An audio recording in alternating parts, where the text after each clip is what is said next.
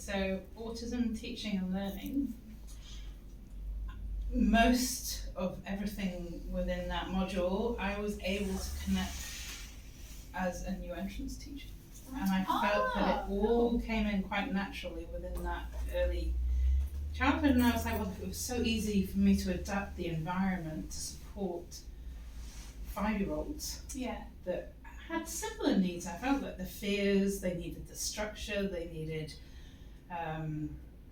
that overwhelm that they feel, sensory input that they require, and I was able to meet their needs in that new entrance environment. I thought it should therefore be able, it shouldn't be a big deal to put it into the older age groups.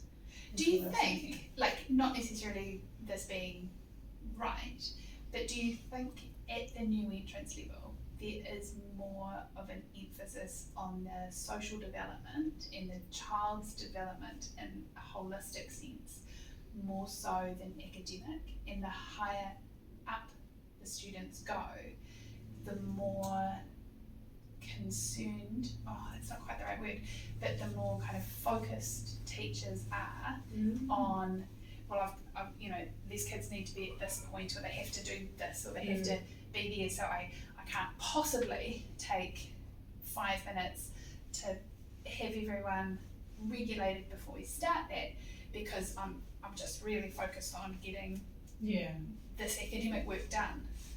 Possibly. Maybe as a new entrance teacher you nurture your children. It's almost that stepping stone between an ECE, which is a very caring environment, to school, and you really do nurture each child. Yeah.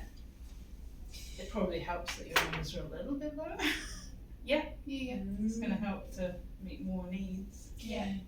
That's actually so interesting, because I reckon you're right, like, because once you're in secondary school, there's like hardly any, well, traditionally there hasn't been much care for, you know, those sorts of emotional, pastoral, you know, needs, you know, not really, like, not near compared to what you would have in primary school. But I do think that now things are changing in that way. And that's why we're, you know, starting to do things like, you know, look at autism teaching and learning, and like, if I think about, you know, the kinds of strategies, you know, that were talked about in that module, those are the kinds of things that I would see in this role now in a junior primary school classroom. But we're probably only just recently starting to see some of these things come into a, you know, junior secondary classroom.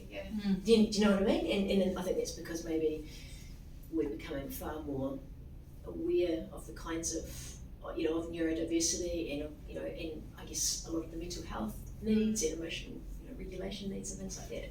We're learning more about, and there seems to be more of them around. And because I think you're right, the older kids get, we seem to be more obsessed with curriculum and assessment and. I always remember starting teaching and being told that high school teachers teach subjects. As primary school teachers teach children. Yes. And definitely. That's probably the difference, isn't it? Like, they're so focused on results and measured against results. Absolutely, and you've got to justify your results as well. And definitely. And that's how you get your status too as a secondary school teacher. That's interesting. You have your status based on your subject knowledge and how well your kids do, and how well you can manage difficult classes. Interesting. Okay. Obviously, primary teachers here. I think as well there's an element of in a school context, these really pragmatic strategies that we've sort of talked about in the module and stuff are hopefully our bread and butter, and hopefully just commonplace. But I know I've faced challenges in terms of talking with teachers who don't see benefit in supporting the strategies. Little things like, I say little things, but you know, in my mind, it's a small shift for the teacher, but it significantly reduces the overwhelm for the student. And I think in many ways it just seems so common sense that, like, you know, I'm thinking of one at the moment where, you know, the child really struggles to sit on the mat because of the feel of the carpet. And so it's all like a sensory thing for him. But the teacher is very concerned about the child being on the mat. Right. And so we've had to work quite hard around that, but to my mind, I'm just like, if it's, it is causing this child this much difficulty, are you creating harm by bringing them down to the mat? Like, so our job is to not create harm, so what does that look like? I don't know, it seems quite like... Immediately, I think, put a scarf down and let him sit on that. Yeah, and we talked about like different like bean bags, cushions. He's currently on a chair, but like, and it's sort of a medium ground at the moment. But like, is it sort of a but the fact that it needed to be a conversation to accommodate the child's need, like, and quite a conversation is what I mean. Yeah, it wasn't just like he needs this, so let's do this. Yeah. I have a similar thing with a child that needs to develop fine motor skills, and the teacher will leave the equipment out unsupervised because of the mess, and I'm like, but that practice is what they need to be supervised.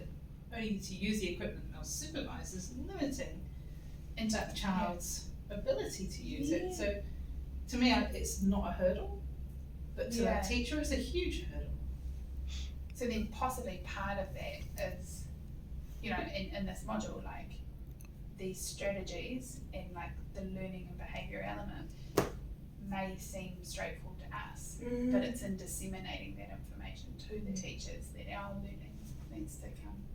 I actually thought that the slides from the module would be really good topic conversations to have with teachers. That's an awesome idea, actually.